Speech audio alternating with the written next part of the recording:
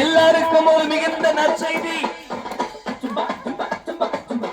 அந்த மிகுந்த நற்செய்தி என்ன தெரியுமா?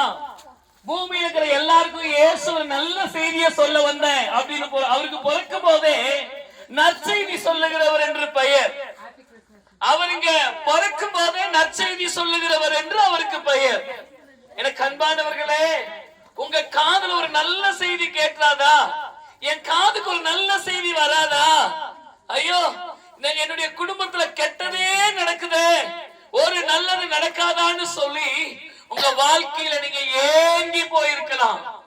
என் பிள்ளைக்கு ஒரு நல்லது நடக்காதா, என் மகனுக்கு ஒரு நல்லது நடக்காதா, நீங்க ஏங்கி போயிருக்கலாங்க.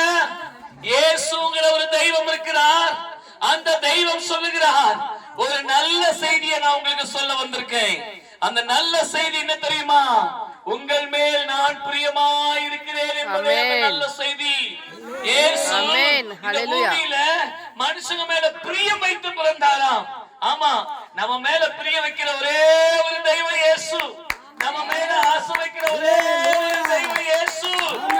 அவர் சொல்றாரு, நான் உன் மேல பிரியம் வச்சு உன் மேல ஆசையா பிறந்திருக்கேன், உனக்காகவே பிறந்திருக்கிறேன். நீ கவலைப்படாத, இனிமே உனக்கு எல்லாமே நல்ல செய்தி தான். உங்க உள்ளத்துக்குள்ள இயேசு வந்தா நல்ல செய்தி தான். உங்க இல்லத்துல வந்தா நல்ல செய்தி தான். ஒருவேளை சொல்லலாம், ஸ்தோத்திரம், நல்ல காலம் பிறக்குது, நல்ல காலம் பிறக்குதுன்னு. நானும் சொல்றேன், உங்களுக்கு நல்ல காலம் பிறக்குது. எப்ப தெரியுமா? இயேசு உங்க வீட்டுக்கு வரும்போது நல்ல காலம் உங்களுக்கு பிறக்குன்ற ஒரு விசேஷ நற்செய்தியை சொல்லுகிறோம். Wish you happy